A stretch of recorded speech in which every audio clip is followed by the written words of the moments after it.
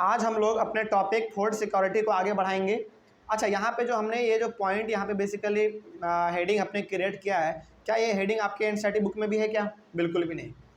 ताकि हम लोग अच्छी तरीके से इसको समझ सकें, है ना, उसके लिए हमने यहाँ पे हेडिंग ही अलग अलग क्रिएट कर दिया है ताकि आप उसको समझ सके, रिलेट कर पाएँ और इससे जुड़ा हुआ यदि कोई सवाल आ जाए एग्जाम में तो आप वो भी बता सकें। ठीक है, तो आपका जो मेन हेडिंग है वो है आपका फूड सिक्योरिटी, और उसी के अंदर हमने छोटा छोटा सा टॉपिक क्रिएट कर लिया है ताकि आपको समझ में भी आ जाए, आपका नोट्स भी बन जाए और आप इसका आंसर भी कर सकें एग्जाम में पूछा जाए तो।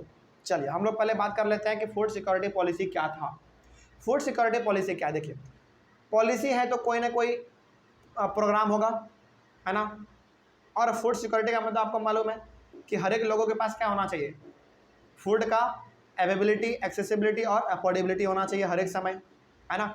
तो फूड सिक्योरिटी को लेकर क्या पॉलिसी निकाला गया था और इसका मायने क्या है, उसका एम क्या है, इसके बारे में जानते हैं। देखिए, हर एक लोगों के पास फूड का अवेलेबिलिटी हो, एक्सेसिबिलिटी हो, अफोर्डेबिलिटी हो, इसके लिए लॉन्च किया गया था फूड सिक्योरिटी पॉलिसी। अब ये क्या कहता है इसके बारे में जानिए आप। देखिए, India's food security policy has a primary objective to ensure availability of food grains to the common people at an affordable price. तो फूड सिक्योरिटी पॉलिसी का सबसे पहला ऑब्जेक्टिव, यानी कि सबसे पहला उसका जो एम था वो ये एम था कि हर एक लोगों के पास क्या हो जाए, फूड का अवेलेबिलिटी हो जाए। मतलब कि हर एक लोगों के पास फूड रहे, अवेलेबल हो, जब उनको ज़रूरत पड़े तब वो बना के अपना खा ले। ये पहला ऑब्जेक्टिव था किसका? फूड सिक्योरिटी पॉलिसी का, और वो भी अफोर्डेबल प्राइस में, यानी कि कम से कम दाम में उसको क्या मिल जाए, अनाज मिल जाए और उसका वो कंज्यूम कर ले। ये फूड सिक्योरिटी पॉलिसी का सबसे पहला एम था, पहला ऑब्जेक्टिव था।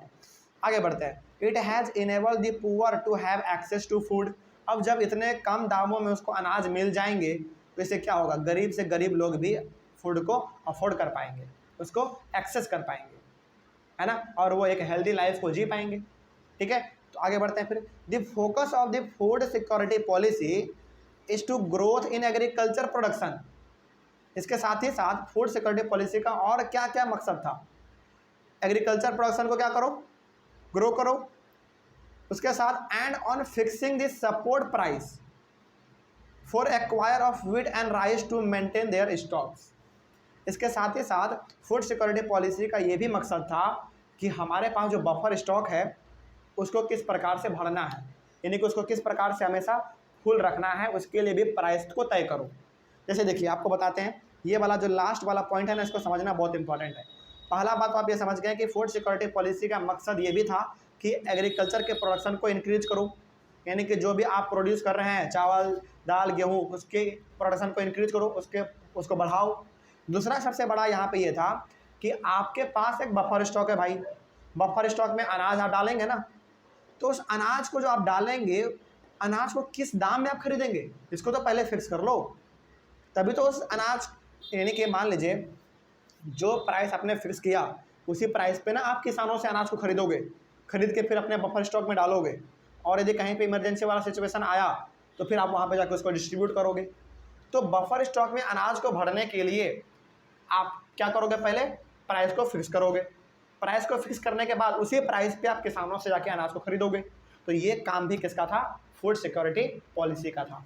बात समझ में आ गया? तो बेसिकली आप यहाँ पे ये कह सकते हैं कि फूड सिक्योरिटी पॉलिसी का जो है चार मेन मकसद था। पहला क्या था कि हर एक लोगों के पास फूड क्या हो जाए, अवेलेबल हो जाए। दूसरा क्या था, वो भी अफोर्डेबल प्राइस में। तीसरा क्या था कि एग्रीकल्चर के प्रोडक्शन को इंक्रीज करो। और चौथा क्या था कि बफर स्टॉक में जो आप अनाज को स्टोर करोगे, यानी कि चावल, दाल, गेहूँ, ये सब जो आप वहाँ पे स्टोर करोगे, उसके लिए प्राइस को फिक्स करो। तो ये सारा का सारा किसका काम था? फूड सिक्योरिटी पॉलिसी का काम था। ठीक है, अब आगे बढ़ते हैं। उसके बाद है हमारे सामने फूड कॉरपोरेशन ऑफ इंडिया। ठीक है, ये क्या करता है भाई? देखो, the Food Corporation of India यानी कि FCI is responsible for acquiring and stocking food grains, whereas distribution is done by public distribution system. देखिए, फूड कॉरपोरेशन ऑफ इंडिया करता क्या है? Food Corporation of India basically food से जुड़ा हुआ सारे नियम कानून को वो बनाता है, बफर स्टॉक को वो भरता है। जैसे यहाँ पे अभी अब तुरंत आपने पढ़ा फूड सिक्योरिटी पॉलिसी, तो फूड सिक्योरिटी पॉलिसी किसके द्वारा निकाला गया होगा? फूड कॉरपोरेशन ऑफ इंडिया के द्वारा निकाला गया होगा, यानी कि एफसीआई के द्वारा निकाला गया होगा। तो फूड से रिलेटेड जितना भी नियम कानून बनाने का काम है वो फूड कॉरपोरेशन ऑफ इंडिया का ही काम है। तो वही बात यहाँ पे लिखा हुआ था कि the Food Corporation of India is responsible for acquiring and stocking food grains. तो किस प्रकार से फूड ग्रेन्स को एक्वायर करना है, इकट्ठा करना है और उसको किस प्रकार से स्टोर करके रखना है, ये काम किसका है? फूड कॉरपोरेशन ऑफ इंडिया का ही है। यानी कि मोटा मोटी आप ये कह सकते हैं कि फूड से रिलेटेड जितना भी नियम कानून काम धाम है वो सबका सब आपका फूड कॉरपोरेशन ऑफ इंडिया ही करता है। दूसरा बात, whereas distribution is done by public distribution system. तो उसको इकट्ठा करने का काम किसका है? अनाज को इकट्ठा करने का काम है आपका फूड कॉरपोरेशन ऑफ इंडिया का, लेकिन उसको बांटने का काम किसका है? पब्लिक डिस्ट्रीब्यूशन सिस्टम का, यानी कि पीडीएस का। तभी तो आपको राशन दुकान पे मिल जाता है सस्ते दामों में अनाज, है ना। आगे और क्या है पब्लिक डिस्ट्रीब्यूशन एफसीआई का? The FCI acquires food grains from the farmers at the government announced minimum support price, यानी कि एमएसपी। तो फूड कॉरपोरेशन ऑफ इंडिया किसानों से जो अनाज लेती है वो किस दाम पे लेती है? मिनिमम सपोर्ट प्राइस पे लेती है। मतलब कि गवर्नमेंट पहले क्या करती है? गवर्नमेंट एक प्राइस फिक्स कर देती है कि हमको जो है किसानों से इसी दाम में अनाज लेना है, यानी कि खरीदना है। बात समझ में आ रही है? कोई डाउट इसमें? तो गवर्नमेंट जो प्राइस तय करती है कि इसी प्राइस पे हमको किसानों से अनाज लेना है और अपने बफर स्टॉक में डाल देना है इमरजेंसी सिचुएशन के लिए। तो इसको इम्प्लीमेंट करने का काम कौन करता है? फूड कॉरपोरेशन ऑफ इंडिया करता है। यानी कि फूड कॉरपोरेशन ऑफ इंडिया यदि किसानों के पास जाके उसके अनाज को खरीदेंगे तो किस भाव में खरीदेंगे? उसी भाव में खरीदेंगे जो गवर्नमेंट प्राइस को तय करता है। और समझ में आ गया? कोई समस्या इसमें? तो ये दो फंक्शन है बेसिकली आपका फूड कॉरपोरेशन ऑफ इंडिया का। ये पहला वाला हो गया और ये आपका सेकंड वाला हो गया। ठीक है, आगे हम लोग पढ़ेंगे रोल ऑफ द गवर्नमेंट के बारे में। ठीक है, चलिए, थैंक यू वेरी मच।